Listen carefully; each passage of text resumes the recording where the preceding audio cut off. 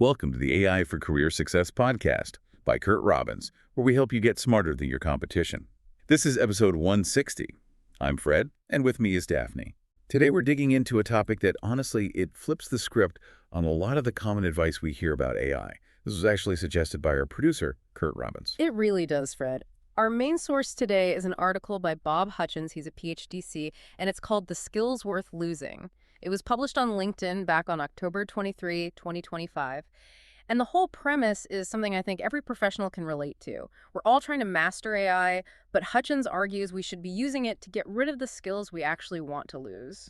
That is such a refreshing way to put it. Yeah. So the goal isn't to become a master of the tool. No. The goal is to escape the task itself, to just make certain annoying, high-friction tasks disappear. Exactly. And what's so interesting is that this isn't some new AI thing. It's a historical pattern. Technology doesn't always make us better at a skill. A lot of the time it just makes the skill less important. Okay, so let's start with the analogy he uses, which I think is perfect. The calculator. Right. Back in 1972, Texas Instruments puts out this scientific calculator. It cost something like $1,100 in today's money, and people panicked. I mean, math teachers were genuinely worried. Oh, absolutely. They thought students would lose their basic math skills, that they'd become completely dependent on this little machine. And to be fair, they were kind of right about losing the skill. They were. Hutchins talks about his grandfather, who could just multiply these huge numbers in his head. We definitely lost that ability. But the trade-off, Fred, was huge. So what did we gain? We gained the ability to focus on meaning. Instead of sweating the arithmetic, students could suddenly start modeling really complex scenarios, or testing assumptions, or just visualizing how numbers relate to each other. So the calculator didn't get rid of math. It just got rid of the need to be a human calculator to do higher-level math. Exactly. And you see this pattern everywhere. Think about the printing press. It made being a professional scribe pretty much obsolete. Right. Or photography. It didn't make drawing better, it just changed what drawing was for. Or even the washing machine. It didn't improve our laundry technique. No, it just gave us our time back. In every case, the technology just absorbed a skill we used to need, and then it made that need vanish. And that's the lens we need to use for AI at work.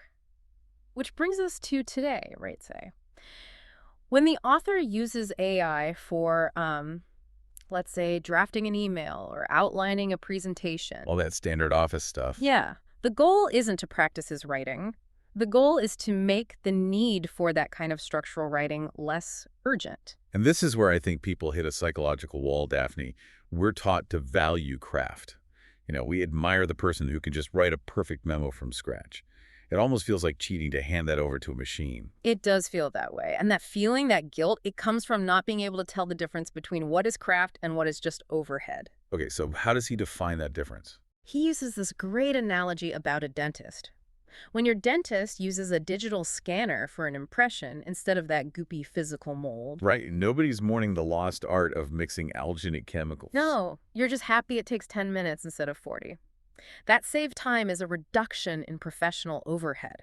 So the big question we have to ask about AI is, which parts of my job are my real craft and which parts are just overhead? Let's make that concrete then.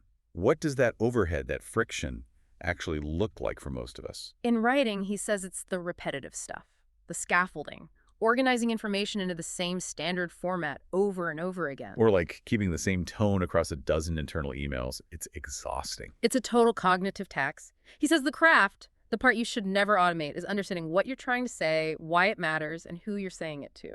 So the trade-off is, I'm willing to be a little less practiced at the technical side of writing if it means I can spend way more of my brain power on the actual idea. That's the whole game. Getting that clarity is the real prize. The mistake is thinking every single skill we have is somehow sacred and needs to be preserved. Some of them are just friction. Let's take a brief break for a special message from our producer, Curt Robbins. Hi, this is Curt Robbins. First, thanks for listening. I truly appreciate your support. I want to let you know that I'm currently accepting new clients. My rates are affordable, and I have more than 25 years of experience working for enterprise companies like Microsoft, Northrop Grumman, Oracle, PNC Bank, FedEx, USAA, and Wells Fargo, among many others. If you want to improve your IT documentation and communications, hire me. I deliver fast, know how to use AI to improve efficiency and accuracy, and love going the extra mile to satisfy my clients. Thank you for subscribing and listening. Back to you, Daphne and Fred. Welcome back to the AI for Career Success podcast. Okay, Fred, so before the break, we were talking about this idea of cognitive load and how AI can help reduce it. And this concept, cognitive reallocation, is really the key. It's like you're rerouting your brain's resources. You stop spending them on boring, repetitive tasks and start using them for actual thinking. You can see it so clearly if you look at history. Before Gutenberg and the printing press, scholars had to memorize enormous amounts of text. Because books were incredibly rare and valuable. Exactly. But once books became common, memorization wasn't the core skill anymore. That mental energy was reallocated from pure memory to analysis and synthesis. You could compare texts. And we see that with everything. Spell check means you don't have to be a perfect speller. Right. Or GPS. You don't have to be an expert navigator, which frees up your attention to, actually drive the car safely. Spreadsheets took over ledger arithmetic. And in all those cases, what we gained was the mental space to operate at a higher level. For you, the listener, this is about getting the bandwidth to focus on the truly valuable parts of your job, the strategy, the client relationship, the stuff an AI can't do. Now, this isn't to say we should just become blindly dependent on these tools. Hutchins is very clear about that. There's some necessary nuance here. Some skills are worth keeping, even if they're difficult. For sure. And we saw a great point about this in the comments on his article. The basic skill protects you from getting ripped off, basically. So it's not just overhead. It has a real-world protective value. That brings up a huge point. If you lose all foundational knowledge, how do you even know when the AI is wrong? You don't. And another commenter made that exact point. He said you need basic literacy in the skill that's being replaced. So you need to know how to add before you can trust an adding machine. Yes.